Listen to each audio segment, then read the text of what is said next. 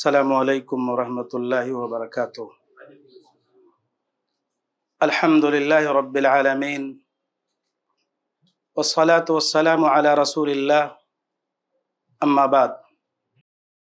عن ابی یوسف عبد اللہ بن سلام رضی اللہ تعالی عنہ قال سمعت رسول اللہ صلی اللہ علیہ وسلم یقول یا ایھا الناس افشوا السلام وأطعموا الطعام وصلوا الأرحام وصلوا والناس نيام تدخلوا الجنة بسلام، رواہ الترمذی وقال هذا حدیث حسن صحیح۔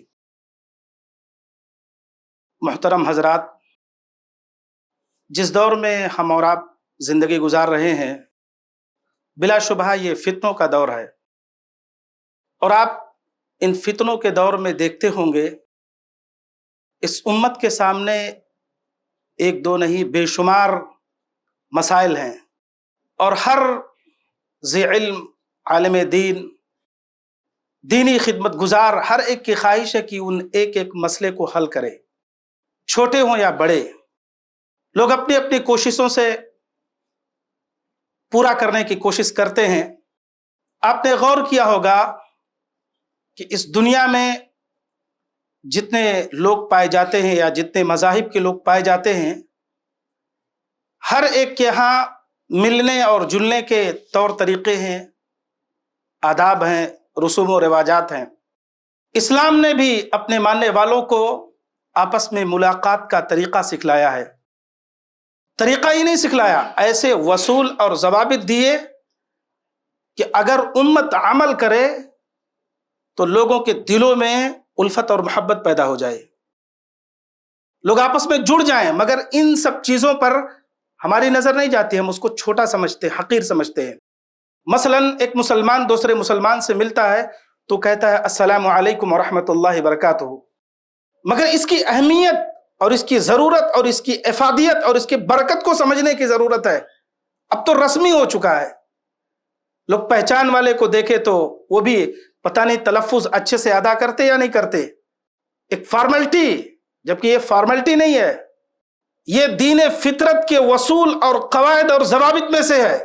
راوی حدیث سیدنا ابو یوسف عبداللہ بن سلام، جو یہود میں سے ایک بڑے عالم ہیں، جنہوں نے اللہ کے رسول صلی اللہ علیہ وسلم کو پہلی بار دیکھا اور اسلام قبول کیا، کہتے ہیں میں نے اللہ کے رسول صلی اللہ علیہ وسلم سے سنا کہ اے لوگوں، سلام کو عام کرو، سلام کو پھیلاؤ۔ چنانچہ آپ دیکھیے صحابہ کرام بازار جاتے ہیں، نہ تو خریدنا ہے نہ تو بیچنا ہے، صرف سلام کو عام کرنے کی غرض سے جاتے ہیں کہ بازار میں چل کر ہم سلام کو عام کریں گے، سلام کو پھیلائیں گے۔ کیا یہ جذبہ ہم لوگوں کے اندر پیدا ہے کہ ہم اپنے گھر سے باہر نکلیں اس جذبے کے تحت کہ ہم سلام کو پھیلائیں گے، سلام کو عام کریں گے؟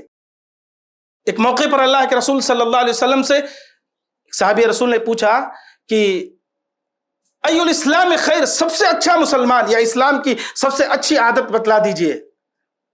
تو آپ نے فرمایا تطعم الطعام، کھانا کھلانا، وتقرأ السلام علی من عرفت ومن لم تعرف، جس کو جانتے جس کو نہیں جانتے ہر ایک کو سلام کرنا۔ یہ طریقہ نہیں بتلایا کہ آپ خاندان دیکھو، کنبہ دیکھو، قبیلہ دیکھو، پھر ان سے سلام کرنا۔ آپ کا بھائی ہے، مسلمان ہے، ایمان والا ہے، آپ سلام کریں۔ اور اس کے بعد حکم دیا واطعم الطعام، کھانا کھلاؤ۔ ایسا نسخہ دیا جس میں آپ کا نظام زکوٰۃ اور نظام بیت المال چھپا ہوا ہے۔ مسلمانوں کے تعلقات سلام کے ذریعے اچھے ہوئے، مگر مسلمانوں کا آپسی تعلقات ہی اچھا نہیں ہونا ہے، بلکہ معاشی طور پر بھی ان کو مضبوط اور مستحکم ہونا ہے سماج اور معاشرے کے اندر۔ کیونکہ جس سماج اور معاشرے کے ایک دروازے سے غربت داخل ہوتی ہے، دوسرے دروازے سے ایمان خارج ہو جاتا ہے۔ اس کا حل یہ پیش کیا کہ لوگ ایک دوسرے کے ساتھ مل جل کر چلیں، ایک دوسرے کا ساتھ دیں، ایک دوسرے کی ضرورتوں کو سمجھیں۔ وصل الارحام، رشتہ داروں کے حقوق کو ادا کرو۔ آج رشتوں کو لے کر اس سماج اور معاشرے میں جو حالات ہیں وہ کس سے مخفی ہے، کس سے چھپا ہوا ہے؟ بھائی بھائی کا دشمن بنا بیٹھا ہے، پڑوسی پڑوسی کا دشمن بنا بیٹھا ہے، کوئی کسی کی اہمیت کو سمجھنے کے لیے تیار نہیں۔ رشتہ داروں کو جوڑو، رشتوں کو توڑنے سے بچو، کیونکہ برکتیں اور رحمتوں کے دروازے یہیں سے کھلتے ہیں۔ اور آخر میں بیان فرمایا वसल्लु अन्नासु नियामुन, पूरी दुनिया सो रही, उठकर नमाज तहज्जुद अदा करो। नमाज तहज्जुद वो नमाज जो अल्लाह रब्बुल आलमीन से करीब कर दे, अल्लाह का वली बना दे।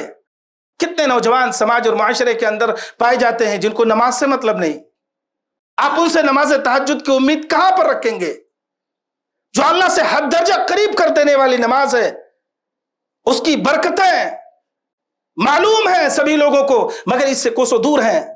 अल्लाह के रसूल सल्लल्लाहु अलैहि वसल्लम ने फरमाया, ये 4 काम कर लो। सलाम को आम करो, खाना खिलाओ, रिश्तेदारों के हुकूक को अदा करो, नमाज तहज्जुद का एहतमाम करो, जाओ सलामती के साथ, अमन के साथ, चैन के साथ जन्नत में चले जाओ। दुनिया का कौन मुसलमान जो जन्नत में नहीं जाना चाहता? इन्हीं बातों पर अमल कर ले, जन्नत के दरवाजे उसके लिए खुले हुए हैं।